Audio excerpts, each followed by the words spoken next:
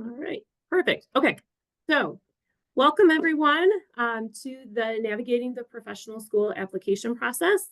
My name is Alexis Shavy, and I'm one of the academic advisors in the Class Advising Center. I'm going to be helping you throughout the application season. Before we get started, I just want to also introduce my colleagues who are on the call. So I will toss it up to Elizabeth. Hi, I'm Elizabeth Clark, one of the other pre-professional advisors. Michelle. Hi, everyone. My name is Michelle Duval Martin, also advisor for pre-professional. Diego. Hi, everyone. My name is Diego Loa, and I'm also a pre-professional advisor. All right, thanks all. So you are in good hands. We've got a team of people who are here to support you through the application season. Just to kind of let you know what we have planned for today, a list is on the screen there, but there's a lot involved with getting ready to apply. Some of you have already been meeting with advisors and might be well prepared for what's to come the next couple months. Some of you might just be getting started, and a few of you might be on the call who are not planning to do this upcoming summer, but just want to get ahead and know what's involved. So we are going to cover kind of everything involved with application season, all the way from services that we have at Grand Valley for our medical and dental applicants who are going to be asking for a letter packet.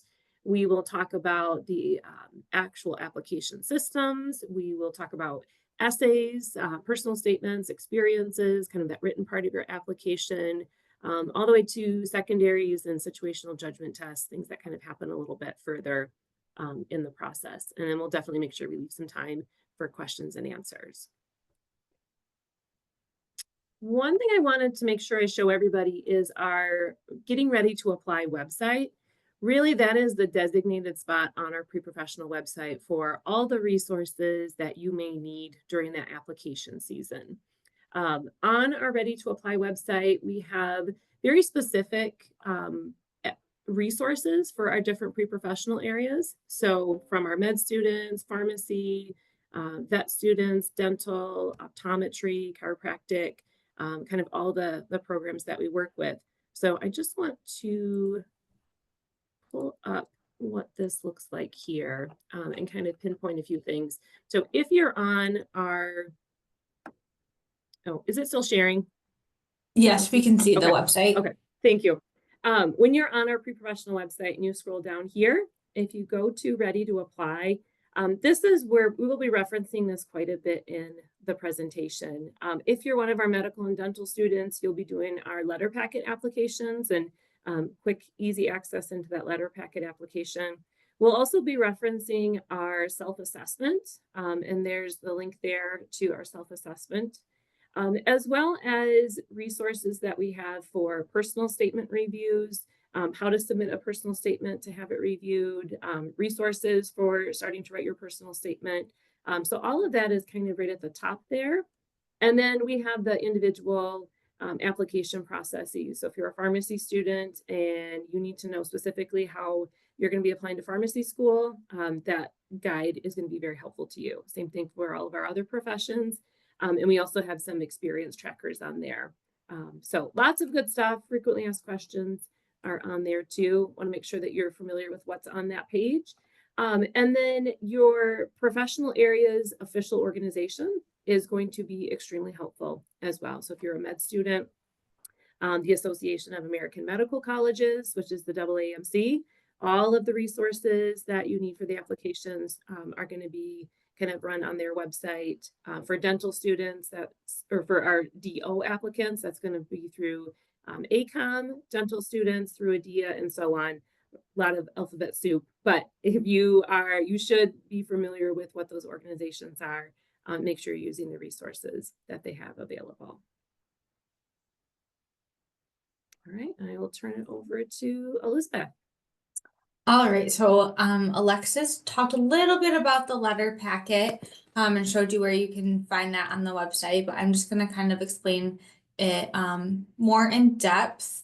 Alexis, if I miss anything, feel free to jump in. But basically your letter packet is a compilation of your letters of evaluation. You request them through our website and they get sent to us so we can kind of wrap them all up together and submit them with your application.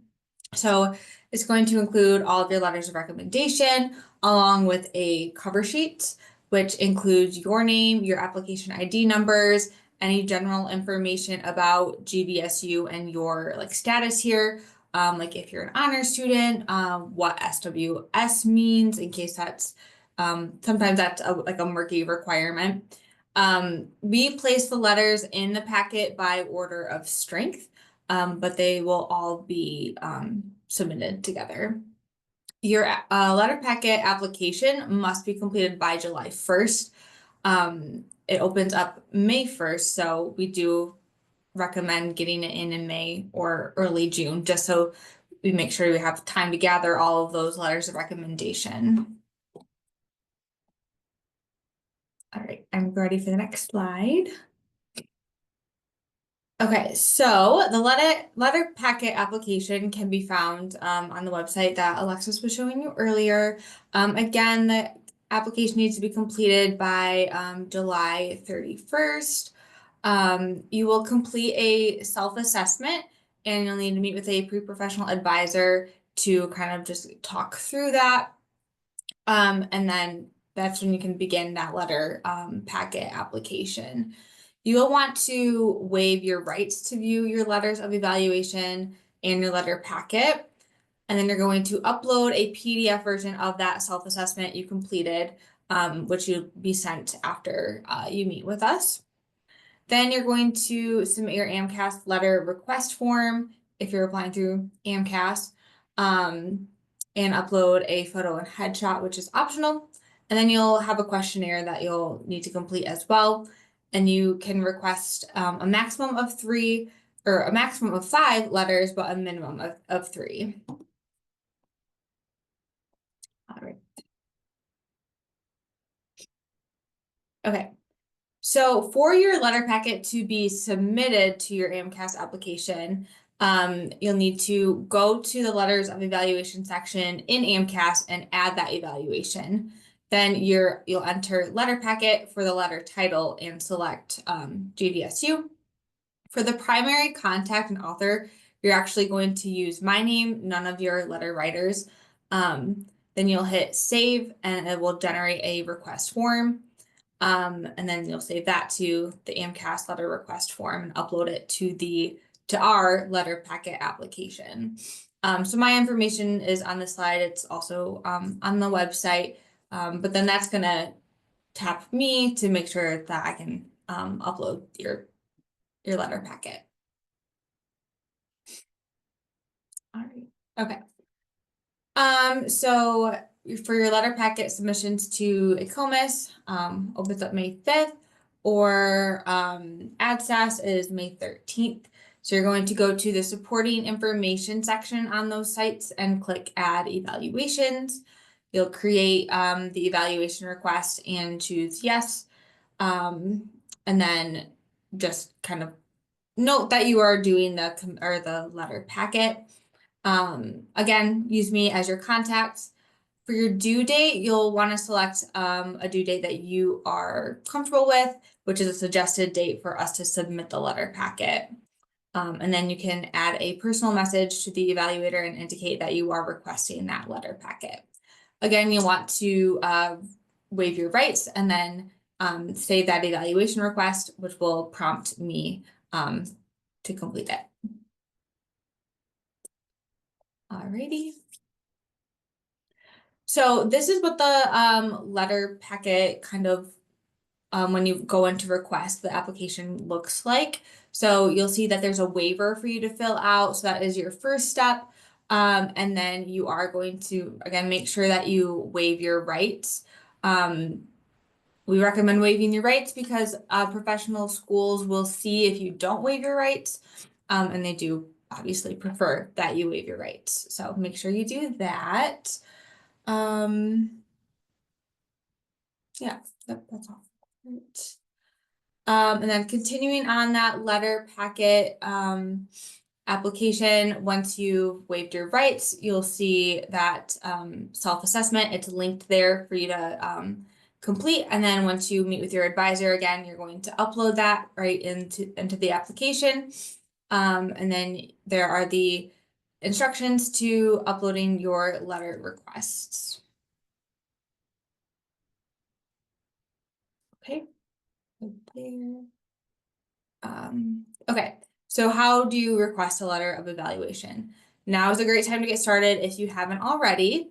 You do want to give your letter writers enough time to write a letter, so we suggest at least a month's notice.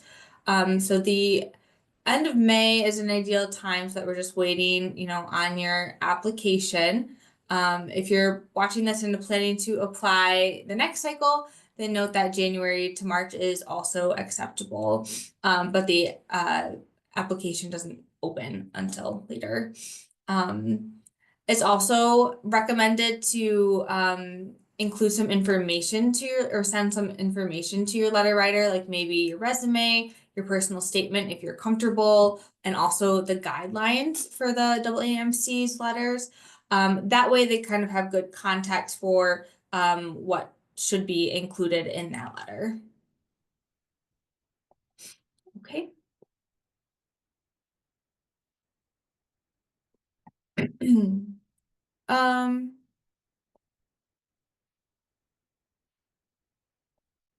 Oh, did I jump slides?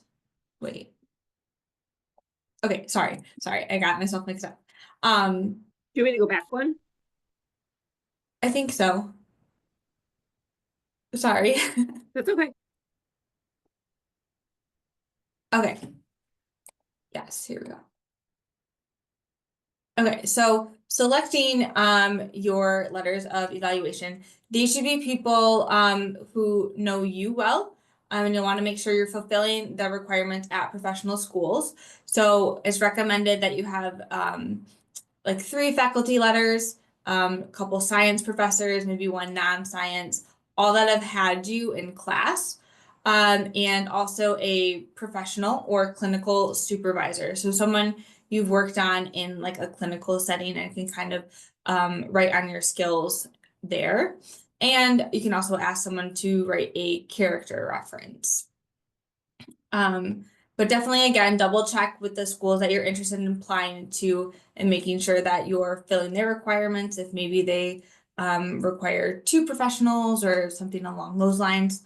Definitely don't want to ask any relatives or someone who knows you in that capacity. You want someone who can speak more to your professionalism. Ideally, your letters will be from within the last year. If you're a reapplicant, you can always connect with us and we can work with you on using past letters, but it is recommended to still get some newer, more relevant letters written. Okay, now we can go to the next slide. And then the next slide. Okay, great. So this is what it looks like when you go into the letter packet application to request a letter of recommendation. You're going to fill out the information for your letter writer, and they are going to receive an email as soon as you hit save and send. You can check in your application to see if that letter has been received or not on our end. And if it's been a few weeks and you still haven't seen anything, you can resend the email to the evaluator. But of course, you want to be respectful and give them some time to complete it. So I would say wait like 3 to 4 weeks, and then if you're not seeing anything and getting a little nervous about it, then that would be a good time to resend that email. All right, next slide, please. So this is what the email looks like that the letter writer is going to receive. So they will see whether or not you've waived your right. So that's something important to know. They will need to write their letter on letterhead and include a signature. If for some reason they don't do that, we will have to work with them to get that completed. Their letters need to be addressed generally. So not to a specific school that you're applying to or to class advising. That way they can be sent to all the schools you're applying to. And then we also do provide them with the link of the letter guidelines and include a recommendation of a due date and the actual date that the letters are due. And I think that's it from me on letter packets. I was just So I'll gonna hand it- chime in. That process that Elizabeth was just talking about is just for medical and dental students to get the letters that they need for their med and dental applications. But the process of asking for letters would be the same for any professional area. So if you're a pharmacy student or a vet student, podiatry, optometry, you also will have a centralized application and a way to have your letters directly sent to that application, but the process of who you ask and how that also applies. It's just that letter packet that's a little bit different for med and dental. Thanks, Alexis. Yeah. Okay, we'll turn it over to Michelle to talk about timelines. Yes. Okay. So I feel like this is actually something we get a lot in this office of when should I start doing certain things. So this timeline is kind of outlined predominantly for our medical students, but it really is applicable to all those other professional areas. I just want to preface that kind of like what Alexis was just saying as far as asking for letters. A lot of this is kind of that similar time frame. Really, the process does begin about 2 years before you plan on starting your professional program. So I'm going to use our current calendar year numerically as examples. Please do not panic if that is your year or if it is not your year. It's just so we can, have a place marker. So as we are starting our fall 2025 semester, it would be if we are planning on starting in the fall of 2027. So there's those 2 years. So what should we be doing this fall semester? We're beginning to look at our MCAT study plans. If you're not doing the MCAT, what is that potential, admissions exam? We're looking at those study plans. And then because we're looking at our study plans, we're now potentially registering for that exam. For the MCAT, registration opens up in late October. The testing doesn't begin until at least January, but you can register as early as October to have your dates. For those of you who have met with me, I'm a very big work your way backwards. So I'm a big advocate, register for your date and then build your study plan. So the fact that it opens up in October and you might not pick a date until April or May, we can build in that study plan over those those in between months. We do strongly encourage the taking of practice MCAT exams and writing the first draft of your personal statement over the winter break. So this is again collectively through the fall semester. One thing that I also want to add in during this time frame, Diego, Alexis, and myself went to a advisor information session yesterday. And one thing these health advisors from various institutions can agree with, if anything, the practice exam, is not just to make sure you're comfortable with the content, but your stamina. These exams are hours long, and that can be very draining. So making sure that we're getting ample practice time for the content as well as the stamina. We want to start working on that in this, fall 2 years prior to us and that admissions time frame. That's your fall semester. So again, using our calendar, if now we're in January of 2026 for a fall of 2027 start, we are completing our professional school self-assessment and we're meeting with one of us, the pre-professional advisors, to review this. You're still drafting up that personal statement and your experiences for the different applications will have different requirements of how many. 15 experiences is the common one. And then also you're going to indicate 3 of your most meaningful on the AMCAS. Sorry, I can't say acronyms. I always have to say the letters. But you will be marking your 3 most meaningful. So having that list ahead of time so that when you do go in to do your application, already knowing what 3 you're going to indicate is just helping you be prepared for when you sit down to do that application. It's also in the March timeframe when we can start that letter packet application for those of you that have that available to you. That becomes available in March. So things just kind of cruise along, as you can see, right? So once we have January through March, now we're in our latter half of our winter semester, March through May. We're still working on that letter packet. As Elizabeth just detailed, there's quite a lot that goes into it, so it can take some time. But you're also working on the letter packet application. We're asking letters for evaluation. Potentially, we're taking that MCAT or one of our entrance exams that we signed up for in the fall, because again, there's multiple dates we can sign up for. But we're starting to take that exam now in our later winter, early spring time frame. Depending on which of your entrance exams will also determine how long it takes for you to get your results. Typically, it's about a 30-day turnaround time frame for these exams to get your results back. So that if we take it a little earlier in the spring, you can come in with us for those self-assessment meetings, kind of go over your results. What are we thinking? Do we need to retest? Are we good? Kind of going back to that professional self-assessment that I just talked about in the January to March timeframe.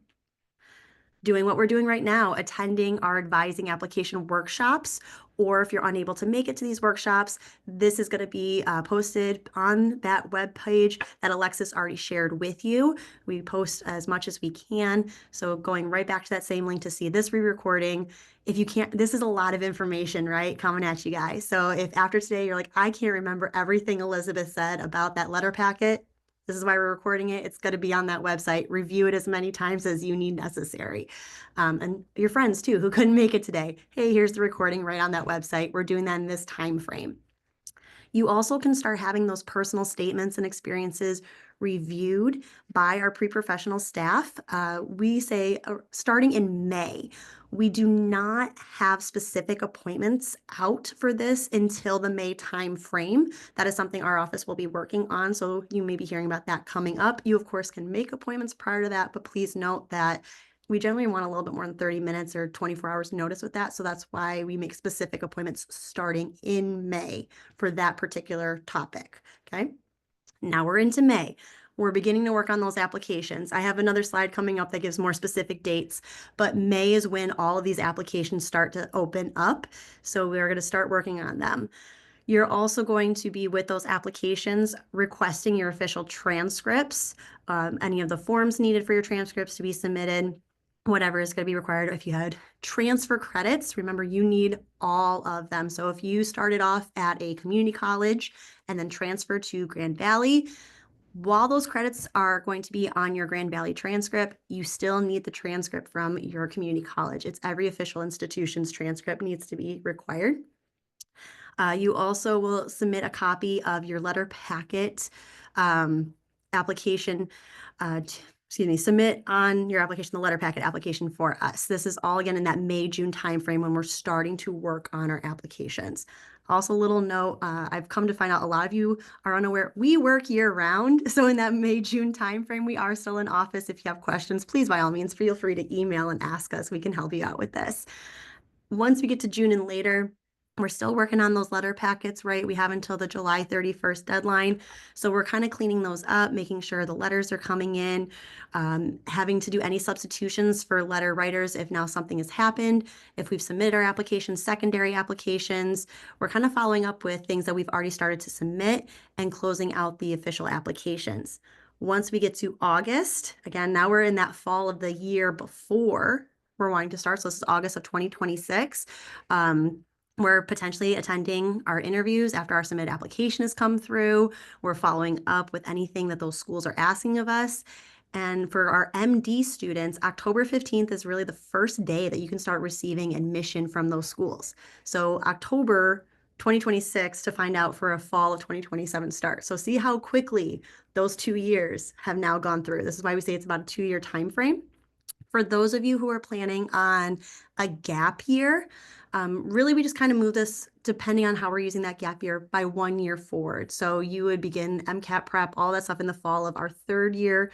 We would do in our 4th year, and we move accordingly. And again, I'm happy to run through this time frame on a more one-on-one basis for anyone that would like a little bit more in depth at a later time. So if we go to our next slide, we'll get more specific dates on those applications. Okay, so depending on what program we're going into, for my MD students, we have a little bit of a breakdown for our application. The AMCAS opens May 1st this year. So you can, as of May 1st, go in, have your account, and start working on it. But the first day that you can actually submit your application is May 27th. So we have about a month to work on it. And again, that's just the first day to submit it. All right. For those who are on that timeline and do submit on the 27th, the applications are not actually sent to the schools until about June 27th, a full month later, for verification purposes. So you can see how there's kind of a delay there. We do encourage the ability, if you are able, to submit early as possible, but of course, with that submission, making sure we're submitting our best foot forward. Don't just submit early for the sake of submitting early. We want to make sure it is a strong application when we're submitting.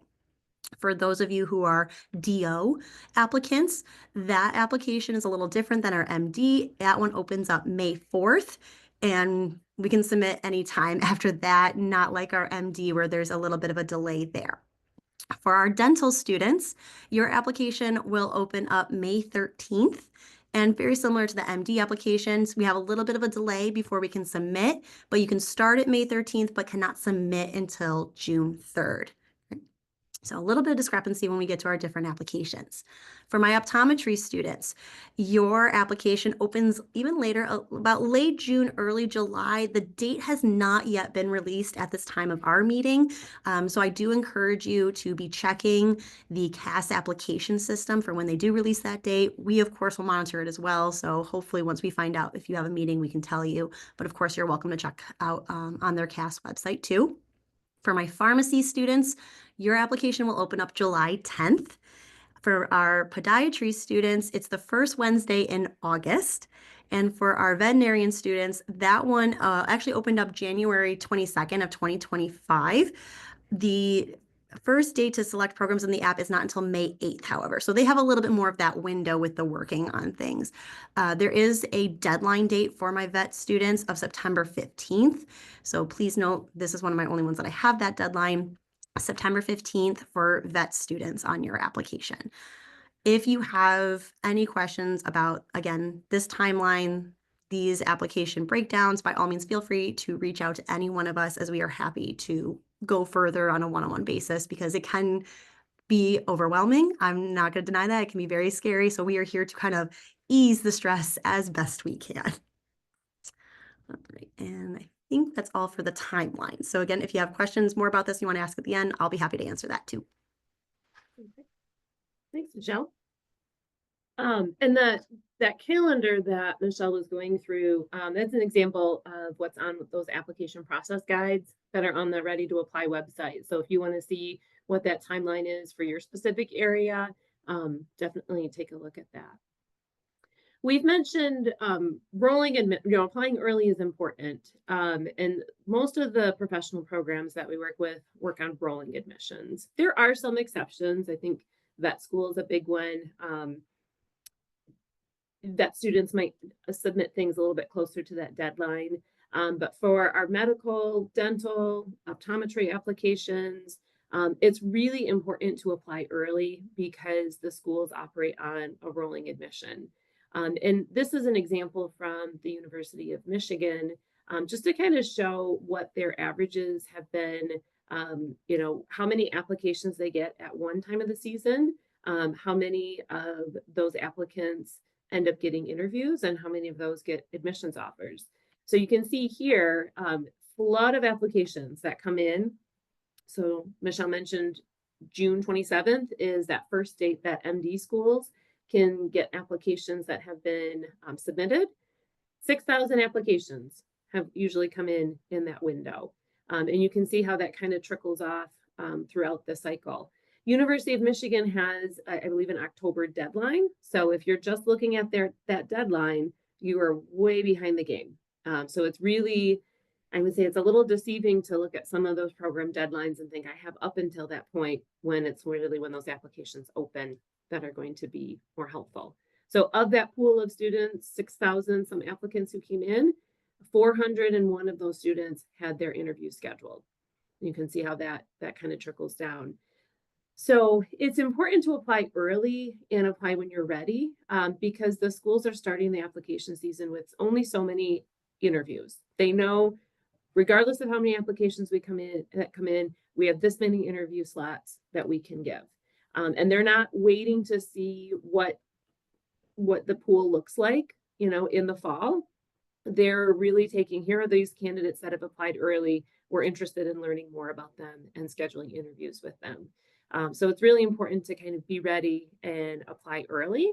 And then you can see kind of what the admissions offers were. So chances are higher, right? So chances are higher if you apply early. We don't want you to rush an application, right? So we also still want you to submit a polished written application. We want you to feel like you're ready to apply. And sometimes these are what we talk about with students is, are you ready to apply this cycle, or would waiting and applying early next cycle, would that be more beneficial to you?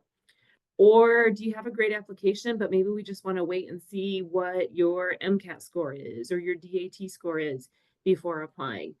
So there can be some reasons where maybe somebody wants to apply a little bit, into July and August. But when we get past August, it gets really tough, and it's much more riskier to be applying. At one point, I had gone to a conference, and a school was trying to really kind of emphasize this point. So we talked about deadlines are, applying early is important. And they said if, somebody who applies mid-June, we would say that's maybe around a wounded or a bruised deadline. Somebody who applies in July would be around that wounded deadline. August 1st being a damned deadline, and anything into September being your application is dead. So like we said, apply early, apply when you're ready, and it's going to pay off in the application.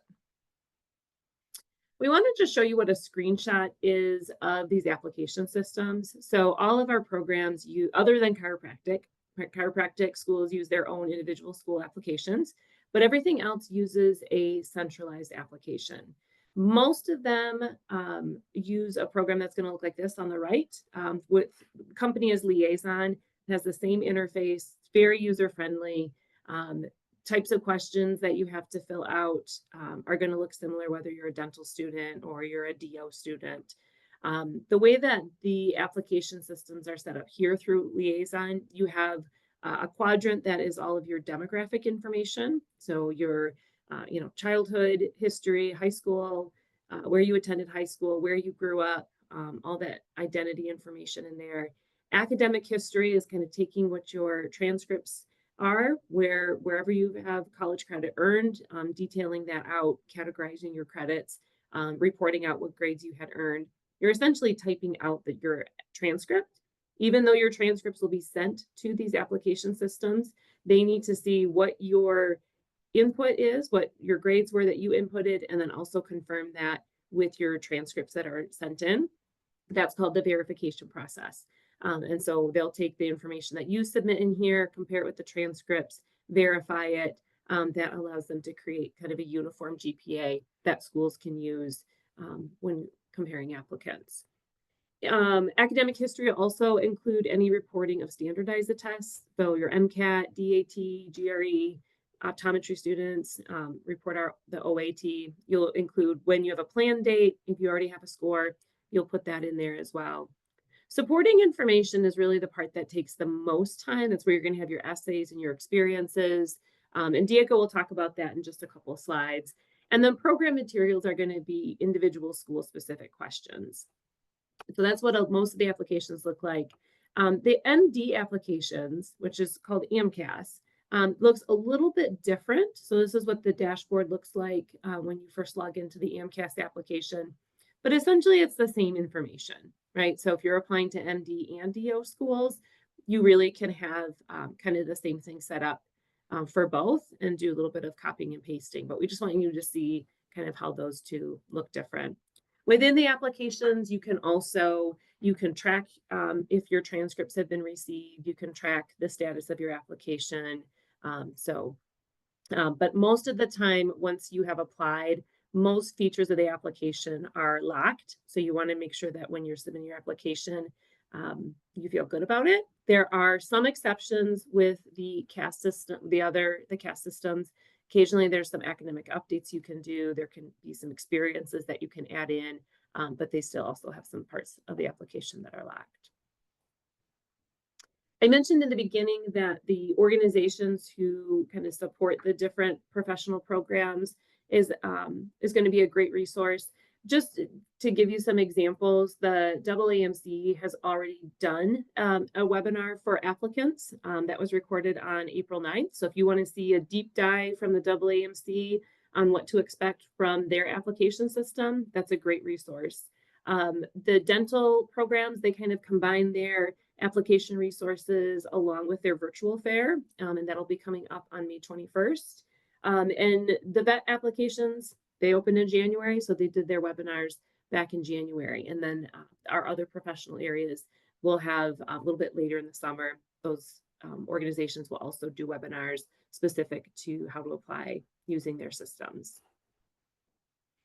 All right, so now that you have kind of a good picture of the overall application timeline, I'm going to turn over to Diego to talk about personal statements. Yeah, so personal statements is, I like to think of it like your resumes will always talk about your experiences and what you did at work. Personal statements is really like you're selling yourself, for example, who is Diego? So there's really, I would say just start writing it now. Personal statements, the first draft you're going to write is not going to be your final draft. So you're going to work on it. You're going to edit it. I suggest using a writing center just so that you can figure out the flow of your flow of the paper, any grammatical issues. If you bring it to me, I promise you my grammar is probably bad, so I might miss a couple of things. Let's see. And you're going to be editing it. So you're going to have probably like 3-4 personal drafts, and have other people read it. Sometimes you're just typing it out, and again, you're going to miss some grammatical issues. Some people will catch it for you. Read it out loud. You'll find that like some of your word structures doesn't really make sense, or the flow doesn't make sense. So just make sure that you're just reading it and keep editing it until you are satisfied with it. Show, don't tell. So when you're talking, like, this is the section where you're talking about, again, going back to your experiences and like what your clinical, your volunteering. If there's like something from there that you really enjoyed and you got something out of it and you want to talk about it, that's the moment. Don't just say like, all right, I worked 40 hours over the summer volunteering at this clinical thing. It was nice. That doesn't really tell me anything. Talk about your experiences, what you got out of it, what you learned from it. Why was it impactful to you? Again, some people like to write. A lot of the professional schools know that. So pay attention to the character limit. So a lot of them for the MD and DO has a 5,300 word character limit. And most of the other pre-professional schools have a 4,500 character limit. So this is the part where they're not going to read 6 pages about yourself. Use those character limits. Highlight what's important. You're not going to fit everything. So think about it. Try and cut out the fluff into it. Get to the point. Like, it's good to have an introduction to a story, but also get to the point. Next slide, please.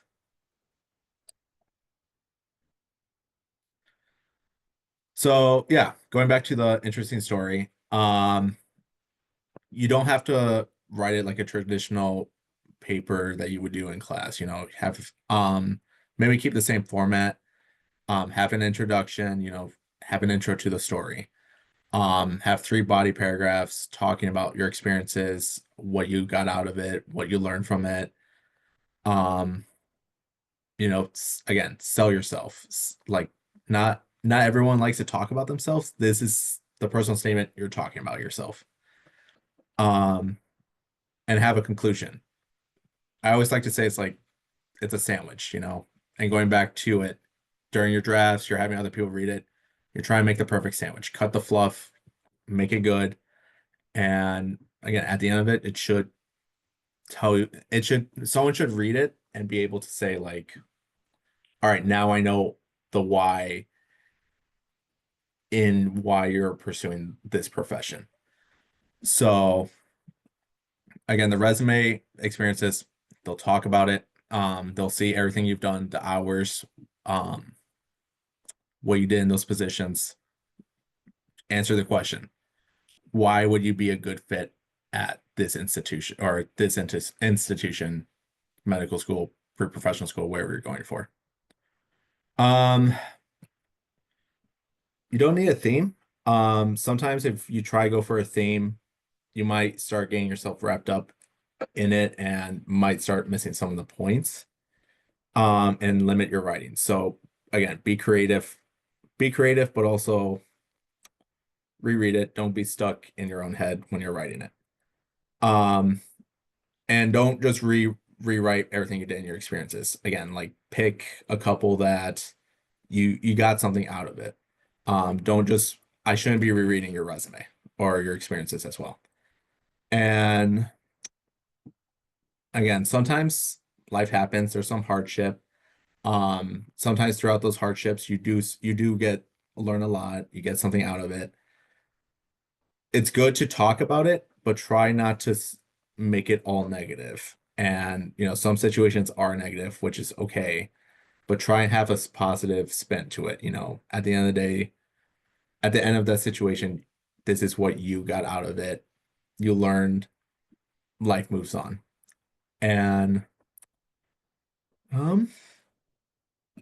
yeah, again, it's just the personal statement really should be, again, going back to the why. So when you're writing it, don't just talk about, I like to help people. Okay, cool. Everyone likes to help people that's pursuing pre-professional or pre-med and pre-dental. Go more in depth and explain like, why do you want to pursue medicine? Sometimes it's just, you really just enjoy learning about medicine. You are interested in like some of the diseases or the human body, and you want to solve or help get in the research into solving an illness. So yeah, personal statements. That's that. Next slide, please. So I talked about like your experiences / resume. In the experience sections you'll have 15 buckets on the AMCAS, 700 characters each. So again, that's kind of the point. You're limited on the characters, so get to the point with what you were doing during those experiences. And the 3 most impactful / meaningful experience that you get a little bit more characters to talk about it. So, and that's for the AMCAS. Other applications, you'll have unlimited entries with around 600 characters each. So once again, they want to limit you on some of those. So, make sure you just have in like, I prefer chronological order. So, include your most recent experience and relevant experiences. Doesn't have to just include clinical hours either. If you're working on the side, you work at a restaurants and retail jobs, those have transferable skills. And your pre-professional schools and in the job, you're going to be working with people. And retail and restaurants, you're working with people. So a lot of those skills you can bring in and talk about it, saying like, okay, I work a lot with customer service, polite, work with them, problem solve. Those skills, you can talk about them and include them when you're in these experience sections. Make sure you include all extracurriculars, volunteer experience, research, and with accurate hours. So let's say you volunteer at a food shelter, put those hours in, explain what you did. You're involved in the pre-med club, talk about what you do in the pre-med club. If you're the captain of the volleyball team and you do volleyball on the side, put that in too. All are relevant experiences, and you don't have to submit like, okay, I did like 24 hours each week for 7 weeks. Just I want to say sum up all your hours. In the span of 2 years, you did about 60 hours of research, that's fine. Just put it in there that you did it. And make sure it's accurate. Still do the math of how many hours you did. And again, make sure you, when you're listing off your experiences, write what you did, what you learned, what you gained from those experiences, and how you grew from them. So, you're all learning, you're all in college right now. So from one experience to the other, you're going to learn what you like, what you don't like, and move on to the next thing. Some of the don'ts is writing experience, including any experiences that took place before college. Sometimes that can hurt you, like high school experiences get you into undergraduate school. Undergraduate college will get you into pre-professional school or the professional school. So keep that in mind. You can write and talk about it in your personal statement that you may have started volunteering in high school and you're still continuing it now. That's completely fine. Just don't include in your experiences. Don't include any future or projected hours in your total hours. Things can change. Life happens. If you're going studying abroad or on a volunteer mission trip in the summer, and I'm reading your experience section in the spring and you include it, I'm going to say, this hasn't happened yet. So why is it here? Things can happen. You may not do that. So just make sure you just keep any accurate information on your experiences. If you end up going on that trip and you're still working on your experience sections, after the trip, you can put it on there, or during the trip, you can put it on there. And then don't just put bullet points and listing off your duties. Still, you have those character limits, still talk about it, still have complete sentences of your experiences, what you learned from them, what you gained from them, and yeah, so on. So that's experiences. Okay, thanks, Diego. All right, I'm gonna switch slides here. Okay, so now that we've talked through what goes into your application, the written application, we call that your primary application, what you're doing in that centralized application system. Part of the process then is deciding where you're going to apply. And this is something we recommend that you have given some thought to well before those applications open. You want to know where you'd be a good fit, right? So it's more than just location. It's more about what does that program have to offer? Does that program match what you're looking for? Does that program offer the clinical experiences that are going to support you? Do they offer the faculty and the tutoring support? Essentially, you're going to be at these programs for 4 years. So you want to make sure that you're happy, you're successful for those 4 years, and that this program is going to be setting you up.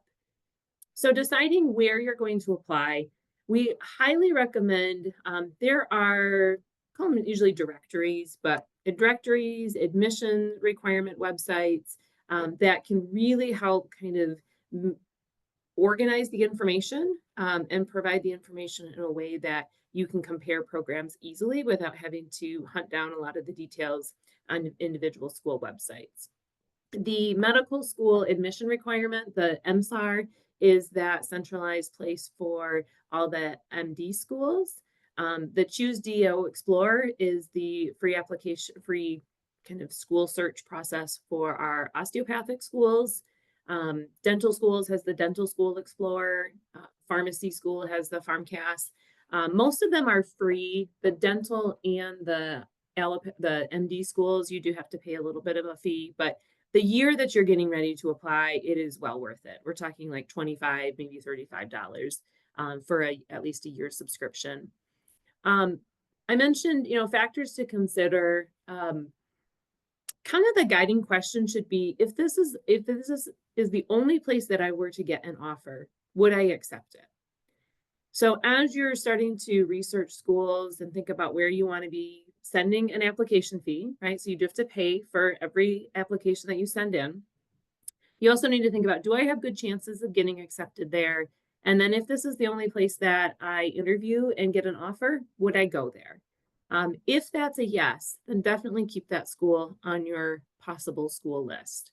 But if you really feel like if this was my only choice, I don't know if I would take that offer. That should really tell you something. Because you don't want to be in a position where you have an offer and you turn it down. We highly advise against that. That is not a good look. So you want to really make sure that you're doing your homework and researching your schools beforehand. Another question here is how many schools do you apply to? And this really varies by profession. For our osteopathic and allopathic schools, we can see anywhere from 16 to 20. I think every year it kind of tips up a little bit. It was a little bit closer to that 20 school mark for the application cycle. But for dental schools, we might see 10 to 12. Vet schools maybe somewhere in that 4 to 6 range. So there's definitely going to be some variation between professions on what kind of the average application number should be. And then there's also going to be those personal factors. Maybe you're only applying to schools in a certain geographic region. So that's a kind of thinking about how many schools to apply to. You definitely want to apply to more than one. If you're aiming for, I want to get in this cycle and I'm a serious applicant, you really want to make sure that you're applying more than one program because all of these programs are highly competitive. For our med schools and vet schools, there's also offshore. The offshore schools are quite a bit different for our med school students. So if you're thinking of maybe going to a medical school in the Caribbean, we'd recommend that you definitely talk with one of us before making that decision. The Caribbean schools operate a lot more differently than the US medical schools. I found in here making your list and tracking your progress. So after you pay for your application fee and you hit submit, you want to make sure that you are following up with what the schools are asking of you, the next steps, whether that be secondary applications. Usually once you hit submit, then there's some additional questions that you have to answer for the individual school, which we call secondaries. You want to make sure that you're not falling behind on those additional questions. If you've paid the application fee, make sure that you're getting everything else in a timely way to those schools. I do have on here a link to our class advising office for our payment site. We can get discounted test prep resources for the MCAT, but primarily I wanted to mention it here for the MSAR. So you can go onto the AAMC website, you can purchase your MSAR subscription. We can get it for about 15% cheaper. So if you want to purchase it from here, we can get you that, and then you can be able to log in and do your school research. One of the questions that I do get a lot is, where beyond geographic region and beyond looking at just my fit with that class profile, like test scores, if you're a med student and your MCAT score, your GPA, you can kind of compare that with, what is that academic profile for an admitted student. But beyond academic profile and geographic location, what are other things that make a school a good fit? Mission is really important. We attended, a couple of us were at a dental school yesterday, and it was very clear from the very first 5 minutes that we were at that presentation, what is important to that dental school. They talked a lot about service and community outreach. That was clear in their written mission statement. That was very clear in everything that they did when we were at that conference. Prerequisites are another one. You might find that you meet prerequisites for a lot of schools, but maybe there's one school that it's kind of an outlier. You don't meet the prerequisites. Is it worth taking a class to meet the prerequisites, or is it better to maybe cut that school from your list? Those are decisions that you have to make as an applicant. In-state versus out-of-state is a really big one. If you are applying to a private school, in-state versus out-of-state doesn't usually matter. Tuition dollars are going to be a little bit more, but they don't have a certain limit of how many in-state applicants that they have to admit. If they receive state funding, usually there's a limit of how many, or there's a certain number of in-state seats that they have to reserve. But that information is all public, right? So you can use those directories. You can look at how many of their admitted class were in-state and out-of-state and know if you have a pretty good chance of getting in there or not as an out-of-state applicant. There's a whole lot of other different factors in here, but these are the things that we want you to be thinking about I love when I can talk with a student and they already have a list of maybe a dozen schools that they've already selected. And I can say, what are some of the factors that you found that are moving those schools from maybe to here's where I plan to apply. And if you could kind of pick like 2 or 3, things that are really important, small class size, team-based learning, research, right? Those things that really are important to you, make sure that you're finding those to be reflected in the programs. We do want to talk about GPA. The way Grand Valley calculates your GPA can be a lot different than how professional schools calculate your GPA. And I hope a lot of you already know this, but just want to make sure that we're sharing this information. At Grand Valley, we only calculate your second attempt of a class, but professional schools are going to calculate all attempts of your grades. They are also going to calculate all attempts of classes earned outside of Grand Valley. So if you took a psychology class, dual enrollment, and you have an A sitting out there at your local community college, that A is not factoring into your Grand Valley GPA, but it's going to factor into your professional school GPA. So you want to make sure that you have to report out everything. So you don't want to make sure you don't forget to send a transcript. If you did poorly in a class somewhere, you don't want to hide it. Those can all be much bigger issues if you are hiding information from the application. But you want to be transparent. You want to share all the information of all your scores and your transcripts. And you can also use our GPA calculator. I've got a link in here to our self-assessment. There's a way that you can go in and you can just plug in your transcripts and kind of get a good understanding of what that professional school GPA is going to look like. And again, these are things that if you're not certain if you're calculating it right, these are things that your advisors can help you with. We typically do say, a 3.4 overall and a 3.4 for your science GPA. So that science GPA is your biology, chemistry, physics, biomedical sciences count in there. A 3.4 is kind of that low end of competitive, right? So we usually see it's going to vary depending on profession. It's going to vary depending on school. So it's really important that you're looking at what is your GPA and then how does that match up to the schools where you're planning to apply. We also want to point out here, this is a sample from the AAMC, but you can see that there is there's a separate post-bac GPA. So this particular applicant, all of their classes were taken before they graduated, right? So they graduated, they didn't take any classes afterwards. If an applicant is maybe taking graduate level courses, there's a separate spot here, or maybe they graduate and they continue taking classes at Grand Valley or somewhere else, anything that you take after you graduate starts to contribute to this post-bac GPA.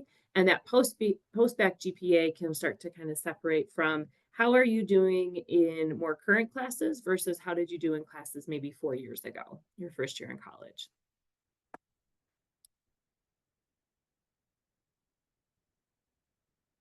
But we're not going to go into great detail about the test, the professional test, but we do want to make sure that we're talking about what resources we have available for students. We do have on our pre-professional website, we have our test preparation resource. On there is lots of information. Anytime we can point you in the direction of free resources, we try to do that if we know of a free practice test or if we know of a test prep company that we've heard from students that have talked really highly of them. We keep a list on there of test prep resources. We don't endorse any particular, there's not one resource that we say this is the one that you should use, but we want to try to kind of give you some options. So anything that's on that test prep site, we've heard that students have used before. There's also just general information about the tests. If you are sitting here and you're like, I'm going to be getting started on my test prep in the next couple weeks, then definitely start with our website, kind of get familiar with the test, what things that you need to know. And if you are getting to the point where you're like, I'm ready to start scheduling my test and you need some help with maybe picking a test date, that's something that we can help with too. I do want to point out that if you are applying to a program that requires a professional test, your score technically does not have to be posted for you to have an application, to be able to submit an application. So if you feel like you want to get started on an application and maybe you're still waiting for your DAT or your MCAT score, that's okay. But we also recognize that applicants probably don't want to make huge decisions on where they're applying until they have that score in hand. And so from the time you take the test, you, as Michelle was mentioning earlier, you have to wait kind of a 30-day window before you see those official scores. Okay. And then the last thing I want to talk about is some of the secondary, we call them situational judgment tests. So after you've applied to programs, I mentioned earlier that there could be secondary questions that you have to take. Those usually are more school-specific questions. You know, why are you applying to this dental school? Or are there particular things that you want, you know, that admissions committee to know about your interest in that particular program? So secondary applications are due usually a couple of weeks after you submit your primary application. And then the secondary or the situational judgment tests, those also fall in that window. So after you have submitted your primary application, you might start to turn your direction to doing a situational judgment test. These are a couple ones that have are a little bit more common, are the Casper test and the AAMC's preview. Not every professional program uses situational judgment tests, and not every program that uses them in the same way. Some use them to kind of assess a little bit more of the soft skills. So your written application will tell them about you, your academic profile, your test scores, your GPA tell them a little bit about you. But there's going to be certain values. There's going to be things we call them non-cognitive, like your communication skills, your empathy, how ethical, decision making that you make that's ethical, critical thinking. Those are things that are really hard to assess from essays and transcripts. So these Casper, which is one of the tests that's offered by Acuity Insights, is a way to kind of assess some of those non-cognitive factors. And the AAMC does it as well. The AAMC just has one that is used for medical schools, whereas Casper might be used by medical schools and for some of the other professions. The idea behind these is that you do not have to do a lot of preparation beforehand. It's really meant to just kind of capture your personality and some of those soft skills that you have. You're not meant to kind of overly prepare for them. The best preparation is just some of the technical requirements, some of the practice questions that they have associated on the websites. And it maybe would take about an hour or so to take these. So definitely not the same amount of preparation that you would put into, say, the MCAT or the DAT. I'm sorry, jumped ahead. These can be a mix of written responses. So you might be given a question and have to type a response. You might also be given a question and have to provide a video response. Depending on the platform, the responses might go to a scorer who is then, rating the responses and giving a score. There are some platforms that take the actual video response and share that with the school. So make sure you're familiar with how your school is going to be using these, and a little bit more about kind of the platform that you're going to be using. Let's see if there's anything. I think that's kind of most I want to share on that. As of today, this is just kind of a look at who's using what in the state of Michigan. Some of them, like Michigan State College of Human Medicine, they require applicants to take your choice between Casper or the preview, whereas Oakland University here they have a strongly recommend for the preview. The pharmacy schools and one of the dental schools uses Kira Talent, which is another online assessment. Kira Talent does do a video record, and then those video responses are sent directly to the school. So you can kind of see what's available here. If you go to Acuity Insights, or if you go to the preview website, you can see out-of-state schools, who's requiring what. Okay. And then kind of as we start to wrap up and before we take some questions, Michelle mentioned we are here year round, right? So just because finals week are next week does not mean that our availability ends. We are going to be getting appointments posted out there for after finals week, and we will be around a lot of times in April, May, June, kind of during that high peak season.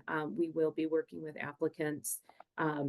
We call them self-assessment meetings. So I mentioned if you're going to be doing a letter packet, you do have to complete that self-assessment and need to then meet with an advisor and kind of review that and make sure that you're ready to apply. We also have our meetings can be helpful if you've got questions about the individual applications, if you want to have your personal statement reviewed, experiences reviewed. We are here to help through all of that throughout the summer. And then also as you get further into the applications and start getting ready for interviews, we're here to support you too. Our Career Center is an excellent resource when you get to the point of doing interviews. So I'll leave that on the screen there. So if you want to grab that information, if you need to schedule any appointments or reach out to us, I'm going to stop our recording now and then we can start to do any questions.